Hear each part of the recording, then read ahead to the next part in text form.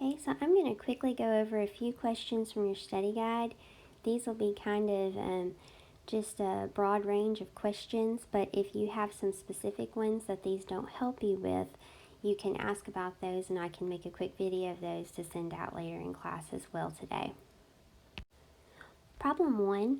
Sally Ann works 15 hours a week at her college library. She decides to reduce her hours by 20% so she has more time to do her homework.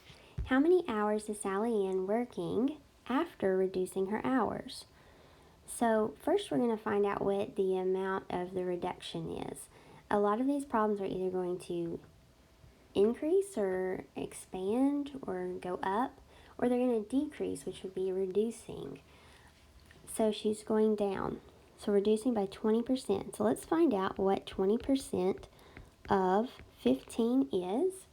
So we change percent to a decimal and we get 0.2 times 15, which is 3. So she reduces by 3 hours. Now it's asking how many hours is she working after reducing her hours. So she started at 15, subtract 3, so she's working 12 hours per week. Number 2 is asking about sales tax. Regina wants to buy a new computer. She finds one on sale for $325. If the sales tax is 7%, how much will the computer cost? A sales tax is an increase. It's extra money that is being paid. So you could start by finding 7% of 325, which is 0.07 times 325. And that equals $22.75, so that's the tax. And we want to know how much the computer will actually cost, so you take the original $325 and add the tax, $22.75, and it equals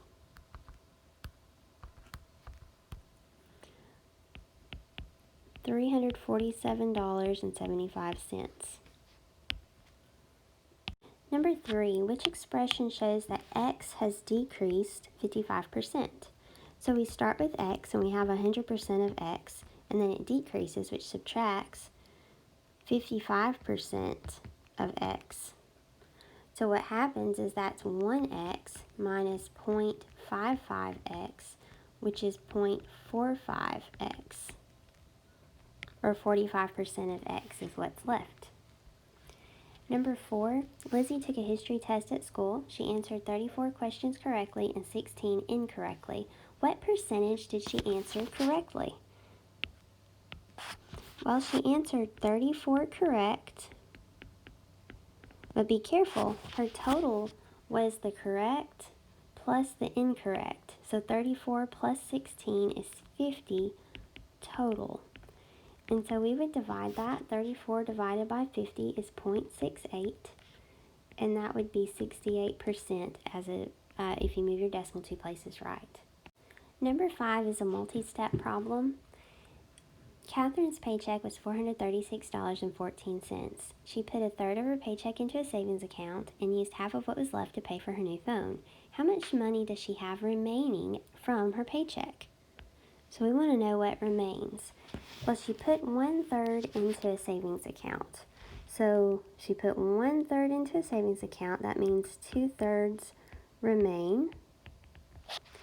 And then she used half of what was left to pay for her new phone. So let's just first find out what 2/3 of $436.14 is. We can't change 2/3 to a decimal because it'll be a repeating decimal. So we're going to deal with our fractions. That's 2/3 times, 436.14 over 1. So I'm just going to multiply my numerators and multiply my denominators. I get 872.28 over 3, and that does divide further to equal $290.76. So that is the amount of money that remains. And then she spent half of what was left to pay for her new phone. So she spent half, so half of what she has, $290.76, remains total. So we can change half to 0.5. So I'm just going to multiply 0.5 times 290.76, and it equals $145.38.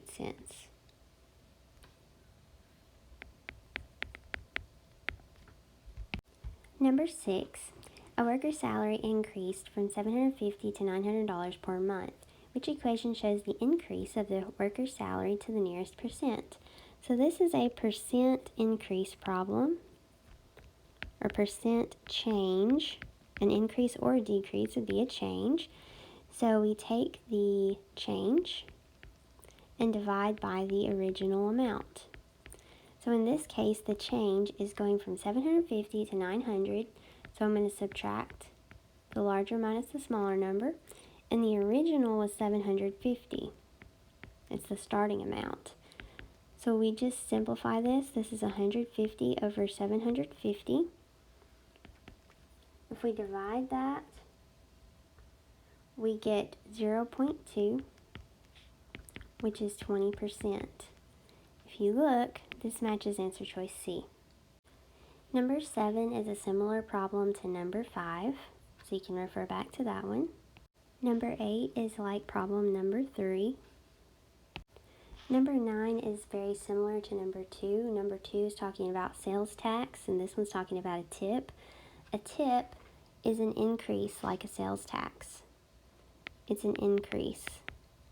And so it works the same way. Number 10, Corey earned 4% simple annual interest on $600 in a savings account. He kept all the interest he earned in the savings account. After 2 years, what was the total amount of money in Corey's savings account? So this is going to be a simple interest problem. We use the formula I equal PRT. We're looking for the interest that this account earned, and then we'll add it to the starting amount to get the total amount of money in the account. So the principal, the starting amount was $600 times the interest rate was 4%, and I'm going to change 4% to a decimal, and it'd be 0.04. And then the amount of time was 2 years. So we can go to a calculator and multiply there. We get that the interest was $48. Now it says, what was the total money in the account? Well, to get the total amount of money, we're going to take the principal starting amount and add the interest. So the total is $600 plus $48, which is $648. Answer choice D. Number 11 is like problem number 3. Number 12 is like problem number 10, except it just asks for the interest, not the total. So it is asking for what I is equal to. Number 13 is like problem number 3. Number 14, the original price of a bicycle was $360. During the first week of a sale, the price was discounted 25%. During the second week, the sale price of the bicycle was discounted an additional 10%. What was the price of the bicycle after both discounts? So this is going to be a multi-step problem. First, let's figure out the cost after the first discount. Now remember, I could go through and find out 25% of 360 and subtract from 360, but I could also remember that I'm finding out a discount of 25%. That's from 100% of the full cost. So really, I'm going to find 75% of $360 for the price of the bicycle during the first week of the sale. So I can go through and I change 75% to 0.75 times 360 equals $270. So that's the actual price of the bicycle after the first week. Now during the second week, we see that it was discounted an additional 10%. So I'm going to start with 100% again, and I'm going to subtract 10%, because I'm taking 100% of $270 and subtracting 10% of it, which is 90%. So I find out 90% of $270. So I take 0.9 and I multiply by 270, and that equals $243. So that's the actual price after both discounts. It's $243. Be careful on this problem. A common error students make is to combine both discounts at once and say 25% plus 10% is 35% discount. Well, if we do that, let's just see if we come up with the same, and we won't, but we can just see what it turns out to be. We'd say 65% of $360. That's 0.65 times 360. And we get $234. Notice it's 234, not 243. That doesn't work. They come out different. Be careful on a problem. That's a common error students make. Problem number 15 is like number 10. However, there is a little different, so I would like to go ahead and go over this one. It says LaShawn wants to borrow $1,200 from a bank at a 3% simple annual interest rate for 6 months. How much interest will the bank charge? So it's looking for interest, and we're going to plug into I equal PRT. The principal is $1,200. The interest rate is 3%, which we'll write as a decimal 0.03, and the amount of time is 6 months. What I want you to notice is that it does not give you the time in years, it gives you the time in months. 6 months. There are 6 months out of 12 months in a year, so that reduces to 1/2 of a year. And we could write it as a fraction, or easier would be writing it as a decimal when we can. And so then from there, we just multiply, and it equals $18. Number 16 is like number 3. Number 17 is like problem number 1. But since it could be a little misleading, I want to go ahead and look at it with you. Last year, Kayla's best time for running the 100-meter dash was 16.2 seconds. This year, her best time was 14.6 seconds, which is closest to the percent decrease in Kayla's time. So notice that it's comparing her times. 16.2 was the original, and then she decreased to 14.6, and so we're going to compare those two numbers. So for the percent change, we take the change and divide by the original. So the change was going from 16.2 down to 14.6, and then the original, she started at 16.2. We get 1.6 divided by 16.2. We'll divide that.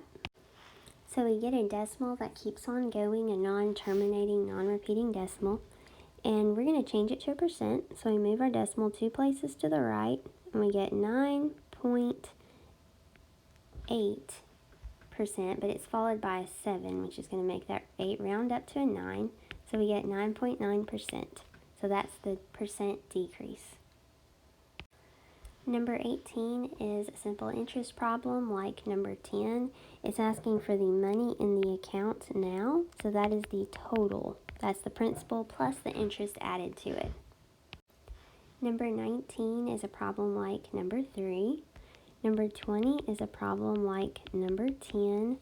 It's asking for the total amount to repay with simple interest. Number 21 is asking for the total cost after sales taxes added, so it's like problem number 2. Problem 22 is looking for an expression representing a growth of 6%, so it's like problem number 3. Number 23, Brenda earns a monthly salary of $2,900. Each month she budgets part of her salary for certain expenses. Some of these categories are listed below. Drag each category on the left to the correct amount of money she budgets for that category. So you see the choices. And we're just finding, we're given percents for each of these out of the total monthly salary of $2,900. And we're just going to find out what percent of 2,000, or take the percent of $2,900 to get the dollar amounts. And you could actually figure this out in another way by just comparing the amounts of money, but I'm going to show you the correct procedure to find this. So the first one is 7% of $2,900. That's 0.07 times 2,900, and that equals $203. Next, we have 10% for car insurance, so 10% of $2,900, and we could calculate this, but you may remember that 10% is just a tenth of the amount of money. It's going to change your decimal value by one place, and it's going to come out to $290. The third choice, 30% for rent, so we take 30% of $2,900, and that would be 0.3 times 2,900. We can go to a calculator and find that that amount of money is $870. Our last choice, 18% for food, is 18% of $2,900. That's 0.18 times 2,900. And when you go to a calculator and multiply, you get $522. I do want you to also notice that this problem did have a shortcut to it. If you notice, 7% was the smallest percent, and $203 was the smallest amount of money, so they matched. Notice that 30% was the largest percent, and $870 was the largest answer choice, and they matched. And so you could have reasoned through it in that way as well. Number 24 is a lot like problem number 2. It gives you a bill including tax, and then it asks how much they'll pay. These two girls will pay for 18% of a tip, but then they're going to equally pay part of that. So when you get to the end, since there's two people paying for the tip, then you're going to take the tip and divide by 2 to get what they each pay. Number 25 is also like problem number 2. We're given these items that Cindy purchased, and then we're told the amount of tax that she has to pay, and it asks what's the total amount of money she spent on the purchase, including sales tax. So we're looking for the total spent. Notice that she got two shirts that were $15 each, plus one jacket that was $28. And you would calculate that, and it comes out to $58. And then she pays 4.5% sales tax, so you can find 4.5% of $58, and then add it to the total. Or you could go ahead and start with 104.5% of $58, which would be 1.045 times 58. You get 60.61, which is $60.61. Number 26 is like problem number 25. Like problem number 5. It's just one of those multi-step problems. You work through one part at a time. Number 27 is like problem number 2 and a little like problem number 25. We're given George's order, and then we're told that sales tax was 8%, and it asks for the cost of the breakfast, including tax, but it's looking what is closest to the cost of the breakfast. So it looks like we're going to round to the nearest dollar.